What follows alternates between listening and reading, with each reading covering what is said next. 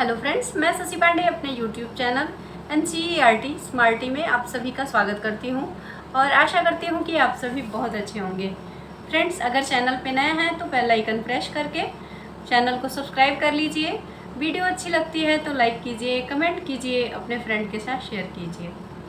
आज मैं हिंदी साहित्य के सुप्रसिद्ध लेखक यशपाल, जो कि एक व्यंग्य लेखक हैं, उनकी एक व्यंग्य रचना लखनवी अंदाज के साथ उपस्थित हूँ, जो कि क्षितिज भाग 2 से लिया गया है।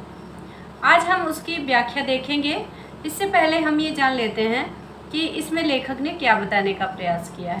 यूँ तो यशपाल ने लखनवी अंदाज व्यंग्य यह साबित करने के लिए लिखा था कि बिना कथ्य के कहानी नहीं लिखी जा सकती है, लेकिन एक स्वतंत्र रचना के रूप में उसे पढ़ा जा सकता है। यशपाल उस पतनशील सामंती वर्ग की ओर कटाक्ष करते हैं जो वास्तविकता से बेखबर बनावटी जीवन शैली का आदी है। यह कहना गलत नहीं होगा कि आज के समय में भी परजीवी संस्कृति को आप देख सकते हैं।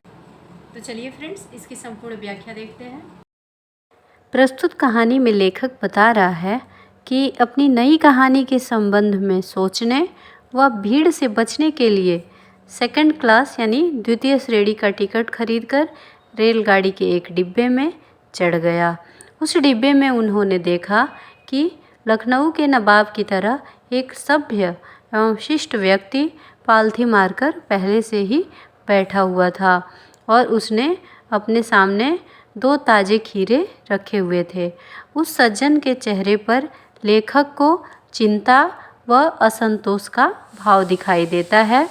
नवाब साहब ने दूसरे यात्रियों से मिलने की उत्सुकता न देखकर लेखक उसके सामने वाली सीट पर बैठ गया। खाली समय में लेखक अपनी सोचने व कल्पना करने की आदत के अनुसार वह नवाब की असुविधा एवं संकोच के बारे में सोचना आरंभ कर दिया। उन्होंने अनुमान लगाया कि नवाब साहब ने अकेले ही यात्रा करने के लिए सेकंड क्लास का टिकट लिया होगा। यात्रा के दौरान समय काटने के उद्देश्य से ही ये दोनों खीरे खरीदे होंगे, परंतु लेखक को देखकर ही शायद वे चिंता में पड़ गए। लेखक आगे बताता है कि नवाब साहब ने मौके की नज़ाकत को समझते हुए लेखक से नमस्कार कर खीरे खाने के लिए कहा। नवाब साहब के परिवर्तित स्वभाव को देखकर लेखक भाप गया कि वह उन्हें एक साधारण व्यक्ति जैसा ही समझ रहा है और खीरे खाने से मना कर दिया।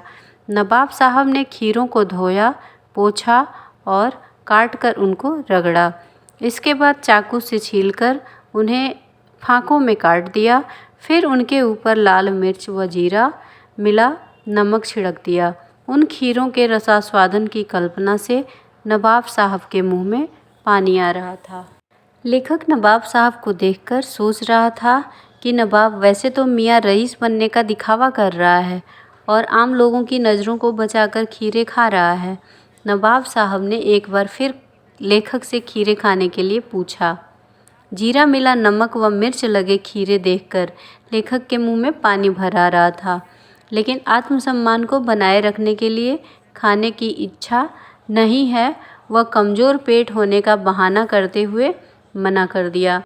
इसके बाद नवाब साहब ने अपनी प्यासी नज़रों से नमक मिर्च लगे खीरे की फाँकों को देखा तथा एक लंबी गहरी सांस लेकर खीरे की एक फाँक को सूंघा, स्वाद का आनंद आंखें बंद करके लिया और मुंह में आए पानी को पीकर फाँक को खिड़की से बाहर फेंक दिया।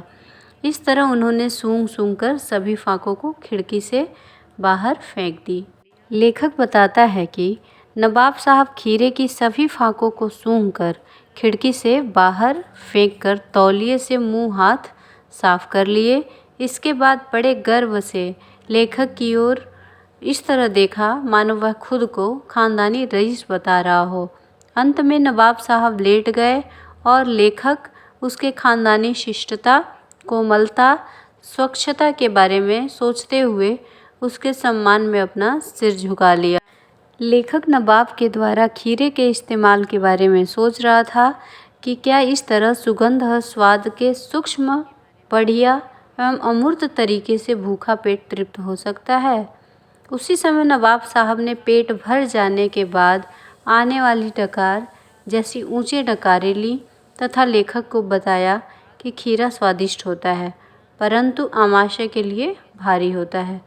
इसके बाद लेखक की सोचने की शक्ति जाग गई। लेखक ने नवाब साहब को एक नई कहानी के लेखक के रूप में पहचाना। तभी लेखक ने सोचा कि खीरे खाए बिना ही जब पेट भर सकता है, उसकी सुगंध और स्वाद की कल्पना मात्र से डकार आ सकता है, तो क्यों नहीं बिना घटना, विचार और पात्रों की एक नई कहानी लिखी जा सकती है। आई होप आप सभी को वीडियो अच्छी लगी होगी, संपूर्ण व्याख्या भी समझ में आ गई होगी। तो इसी के साथ मैं शशि पांडे विदा लेती हूँ। नेक्स्ट वीडियो में फिर मिलेंगे। तब तक के लिए खुश रहिए, मस्त रहिए, अपना ख्याल रखिए। नमस्कार।